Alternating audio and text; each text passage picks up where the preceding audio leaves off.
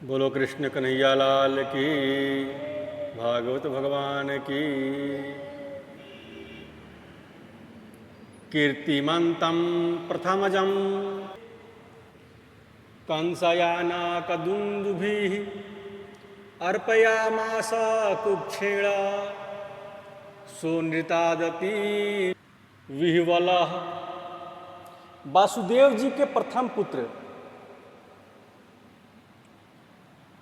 वासुदेव जी के प्रथम पुत्र हुए कीर्तिमान नाम है। कंस ने एक बार तो उसे छोड़ दिया, फिर मार दिया। और देवकी का दूसरा पुत्र हुआ, उसे भी कंस ने मार दिया। एक एक करके देवकी के 6 पुत्रों को मार दिया। महारानी देवकी के गर्भ में 7वां बालक आया। मेरे नारायण के मन में बड़ी चिंता हुई। प्रभु के मन में इतनी चिंता हुई कि प्रभु ने सोचा कि माता देवकी के गर्भ में जो 7वां बालक है, ये तो मेरे लक्ष्मण जी हैं, ये तो मेरे शेषनाग हैं। परंतु महाराज कंस तो जन्म लेते ही मारने चले जाते हैं, इसलिए शेष को बचाना चाहिए। प्रभु ने योग माया को बुलाया। परीक्षित ने पूछा, क्यों गुरुवर? रामचरित्र में जब छोटे भैया थे तो ये बड़े भैया बनकर क्यों आ गए? तो कहते हैं कि छोटे भाई बनकर राम की सेवा मन के मुताबिक नहीं कर पाए।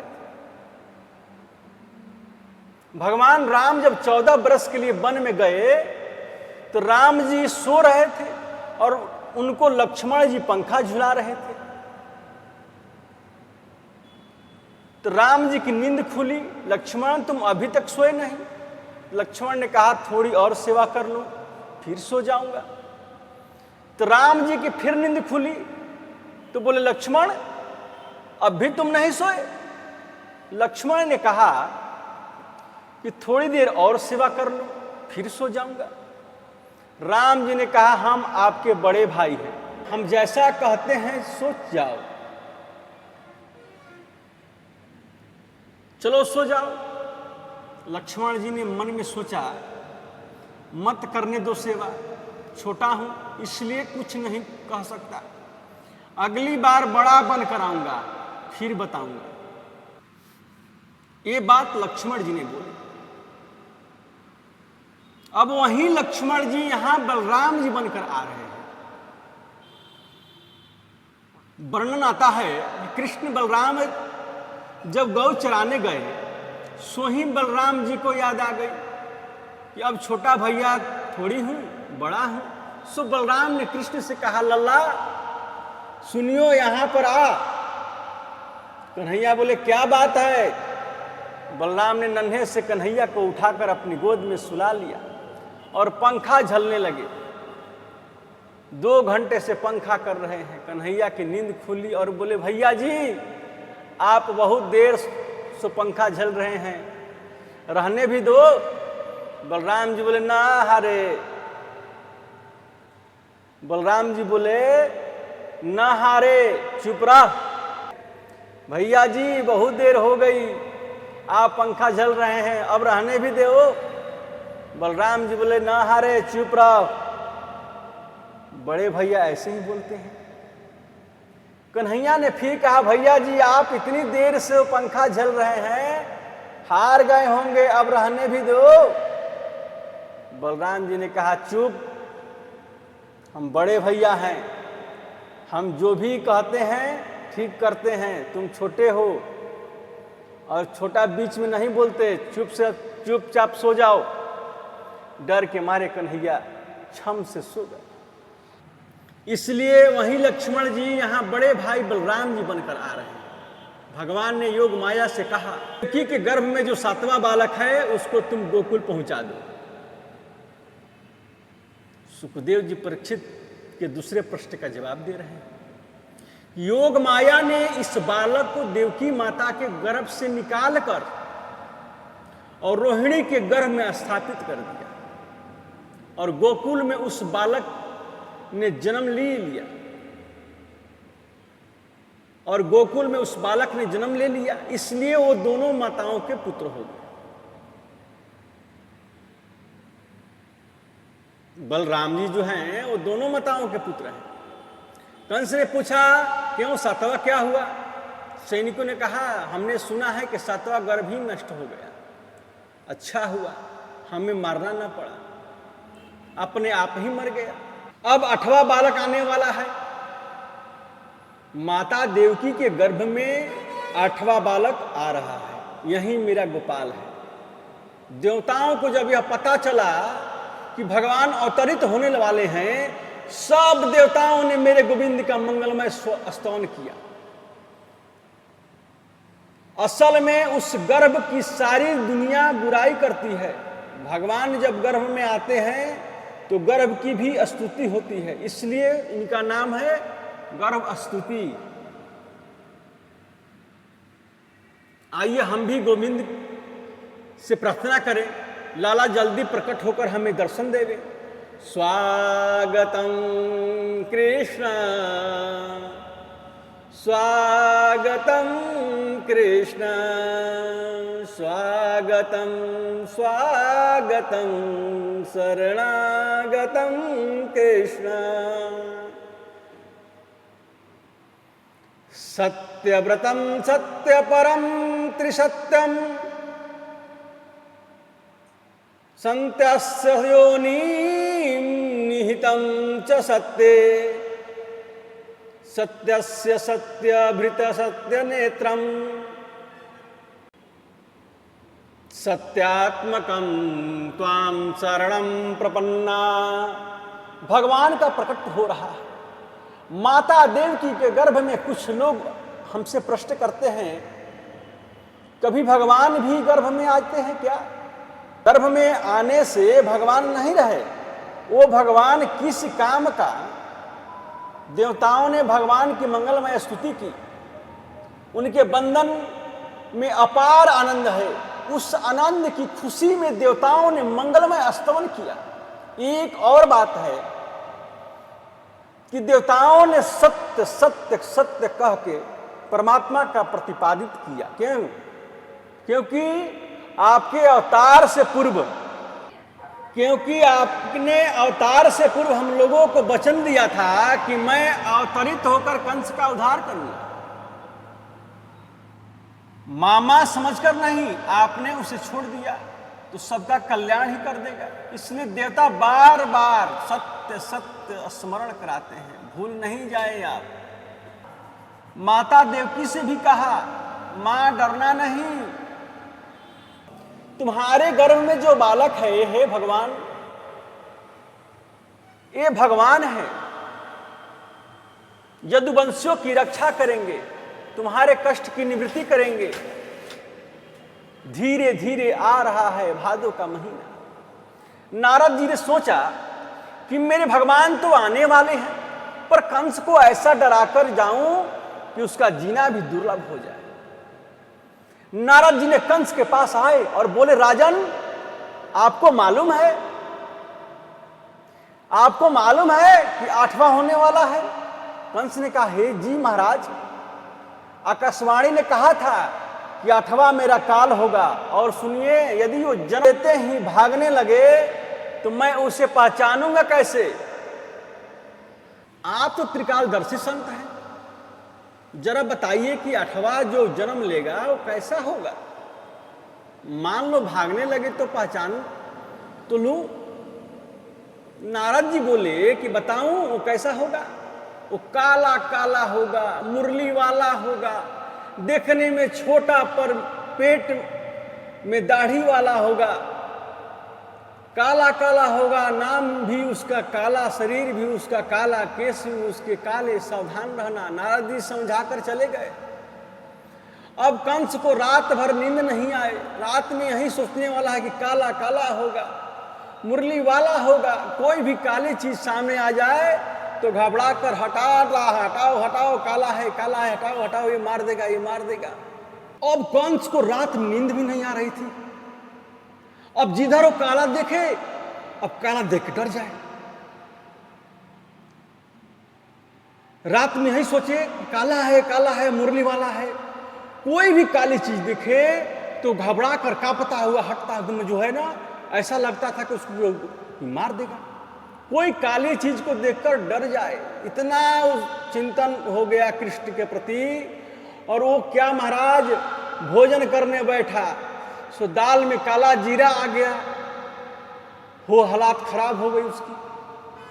20,000 सैनिकों को बुलाया, 20,000 सैनिकों ने कहा चारों ओर से कारागार को घेर लो, वो भागने ना पाए। जन्म लेते ही चारों तरफ से पूरी सुरक्षा रखना। सैनिकों ने बोला क्यों घबराते हैं आप, सारी सुरक्षा है, धीरे धीरे आ रहा है भादों का महीना, कृष्ण पक्ष अष्टमी तिथि बुधवार रोहिणी नक्षत्र को, रोहिणी नक्षत्र और रात के ठीक 12 बजे योग माया ने ब्रह्मा जी से कहा। योग माया बोली पूरे ब्रजमंडल की कमान मेरे हाथ में दीजिए। योग माया ने ब्रज की कमान अपने हाथ में ले ली। श्री कृष्ण की अष्टमी तिथि को प्रभु ने सोचा कि माता यशोदा सौभाग्यवती इसलिए है कि मैं उसका दुग्धपान करूंगा, देवकी पुण्यात्मा इसलिए है कि उसके गर्भ से मैं जन्म लूंगा। लेकिन मां रोहिणी को क्या मिला, उसने किसका त्याग किया, इसलिए हम जन्म लेंगे। उस समय का नक्षत्र रोहिणी नक्षत्र होगा। अष्टमी तिथि के रात्रि को ठीक 12 बजे माता देवकी का कारागृह आज मंदिर बन गया। कारागृह में प्रकाश हो गया, पूरे ब्रजमंडल में सन्नाटा छा गया। अब लोगों गहरी नींद में सो रहे हैं और मेरे गोपाल का प्रकट हो गया। बोले कृष्ण कन्हैया लाल की। कमल नयन चतुर्भुज नारायण भगवान बालक के रूप में लेकर वासुदेव देवकी के समक्ष प्रकट हो। भगवान ने अपनी हाथों में शंख चक्र गदा और पद्म धारण किए हुए हैं। सब अपनी आंखें को बंद करिए और इस झांकी का दर्शन कीजिए। देवकी के कारागृह में जो कृष्ण प्रकट हुए हैं, झांकी कैसी है, सुखदेव जी वर्णन कर रहे हैं। तमाद्भुतम बालकम भुजेक्षणम चतुर्भुजम शंख गदायुधायुधम श्रीवत्स लक्ष्मण गलशोभिकौस्तुभम पीतांबरम साद्रपयोद सौभगम। वासुदेव देवकी ने मेरे गोविंद की झांकी को देखा। शंख चक्र गदा और पद्म जिसने धारण किए हैं, पीतांबरी जिसने पहनी है, झांकी के दर्शन कर वासुदेव देवकी भाव विह्वल हो रहे हैं। उनके नेत्रों से आंसू झर रहे हैं। बिंबाफल जैसे ओष्ठ है, टमाटर जैसे गाल है, शंख जैसी ग्रीवा है, करधनी पहने हैं, कमल जैसी आंखें, नीलमणि जैसा प्रकाश प्रकाशित हो रहा है। देवकी वासुदेव दोनों मेरे गोविंद को प्रणाम किया। ऐसी सुंदर स्तुति की है कि दोनों के नेत्रों से आंसू झर रहे हैं। सारे ब्रजमंडल में सन्नाटा छाया हुआ है। देवकी माता कहती है रूपम यत तत प्राहुरत्य कृतमाधम ब्रह्म ज्योति निर्गुणम निर्विकारम सतामात्रम निर्विशेषम निरीहम सत्वम साक्षात विष्णुर्ध्यात्मदीपः। मेरा कितना बड़ा सौभाग्य है, मैं अपने सौभाग्य को किन शब्दों से वर्णन करूं। मेरे घर स्वयं भगवान अवतरित होकर आए हुए। ये निर्गुण निरंकार निर्विशेष ये ब्रह्म आज मेरे घर आया, मेरा सौभाग्य है। मर्त्यो मृत्यु व्यलाभितः पलायन लोकान सर्वान निर्भयः नद्यागच्छत त्वत्पादाम्बुजा पाप्य यदीक्षयाद् स्वस्थः सेते मृत्युरस्मादपैति। हे भगवान, मैंने संतों से सुना है कि मृत्यु के भय से भयभीत प्राणी 10 दिशाओं में डोलता है, पर इसको अभय नहीं मिल पाता है। इसको अभय कौन दे? आपके चरणों का आश्रय ले ले तो मौत पर विजय प्राप्त कर लेता है। लेकिन प्रश्न ये है कि आप इस रूप में क्यों आए हैं? भगवान बोले कि मां आपको याद नहीं, स्वयंभू मनवंतर में आप लोगों ने मेरे बृहद तपस्या की थी। आपने कहा था कि आप जैसा पुत्र मुझे मिले, तो उस समय मैं आपका बेटा बना। दूसरी बार आप कश्यप अदिति बने तो मैं आपका पुत्र वामन बना। इस बार वासुदेव देवकी बने तो मैं कृष्ण बनकर आ गया। यदि कोई यह कह दे कि आप हमारे पुत्र बन जाओ, तो एक बार पुत्र बनकर कार्य को पूरा करता हूं। लेकिन कोई यह कह दे कि आप जैसा पुत्र हमें हो जाए, तो वहां मुझे 3 बार आना पड़ता है। माता ने कहा वो तो ठीक है, आपको पुत्र बनकर आने का कहा था, आप तो पिताजी बनकर पधारे हो। ये शंख चक्र गदा और पद्मधारी को कैसे गोद में लें, कैसे प्यार करें? भगवान ने कहा मैया सत्य कहता हूं कि मामा कंस जन्म लेते ही मरने चला आता है, इसलिए हम सुदर्शन चक्र लेकर आए हैं। हमने सोचा जो काम 11 वर्ष बाद करना है वो आज ही कर देते हैं, इसलिए हम तो सुदर्शन लेकर आए हैं। यदि आप ये चाहती हैं कि मैं छोटा बालक बनूं, तो मैं आपकी रक्षा कंस से नहीं कर सकता, बल्कि आप लोगों को कंस से मेरी रक्षा करनी पड़ेगी। हम कैसे रक्षा कर सकते हैं? आप मुझे गोकुल पहुंचा दो। नंद पत्नी ने इसी समय एक कन्या को जन्म दिया है, हमें ले जाकर वहां सुला दो और कन्या को लेकर आकर कंस को सौंप दो। वासुदेव ने कहा हथकड़ी लगी है, बेड़िया लगी है, कैसे कर सकते हैं सब? गोविंद बोले कि इसकी चिंता मत करो, जीव जब मेरा आश्रय लेता है तो सारे बंधन खुल जाते हैं। भगवान छोटे से बालक बन गए, देवकी ने गोद में लिया, अपना स्तनपान कराया। अब जैसे ही वासुदेव ने कृष्ण को गोद में लेने का प्रयास किया, सो उनकी हथकड़ी खुल गई। डलिया में सजाकर कृष्ण को उसमें लिटाकर जैसे ही चलने को उद्यत हुए, पैर की बेड़ियां खुल गई। मतलब क्या? जीव जब कर्म करने का प्रयास करता है तो परमात्मा सहायता करते हैं। जब कर्म करेगा तो परमात्मा सहायता करेंगे, बैठा रहेगा तो नहीं करेंगे। जीव जब बैठा रहेगा तो परमात्मा उसका सहयोग नहीं करते हैं। जीव जब कर्म करने का प्रयास करता है तो परमात्मा सहायता करते हैं। वासुदेव देव की हथकड़ियां पहले ही खुली, जब कृष्ण को लेने का और चलने का प्रयास किया तो खुली। इसका मतलब क्या है कि हम प्रयास करेंगे तो सफलता परमात्मा करेंगे, हम प्रयास करेंगे तो सहायता परमात्मा करेगा। मंद मंद जलधारा जगरजूर्न सागरम, मंद मंद बारिश हो रही है, एक एक ताला खुलता जा रहा है। वासुदेव जी कृष्ण जी को मस्तक पर विराजमान कर आगे चल रहे हैं। 20,000 सैनिक सब सो। रात्रि का समय, पवन देवता तीव्र गति से चलने लगे, बारिश जोर से होने लगी। वासुदेव ने चारों ओर देखा तो सब पानी ही पानी दिखाई देता है। पानी में कई कई प्रकार के जीव जंतु बोल रहे हैं। अर्धरात्रि का समय, चंद्रमा अभी निकला ही है, चंद्रमा अभी निकला ही है। पानी में कहीं मेढक बोल रहा है, कहीं झिंगुर बोलते हैं, कहीं सांप आदि बोलते हैं। बड़े बड़े मगरमच्छ दौड़ रहे हैं जल में। वासुदेव ने कहा ये क्या देख रहा हूं मैं? मन में बड़े भयभीत हो गए वासुदेव जी, लेकिन चलना तो होगा। जैसे ही जलाशय को पार कर चले तो जमुना जी आ गई। अब गोकुल जाने के लिए जमुना जी को पार करना होगा। बोलो कृष्ण कन्हैया लाल की, भागवत भगवान की। अब आगे की कथा कल होगी।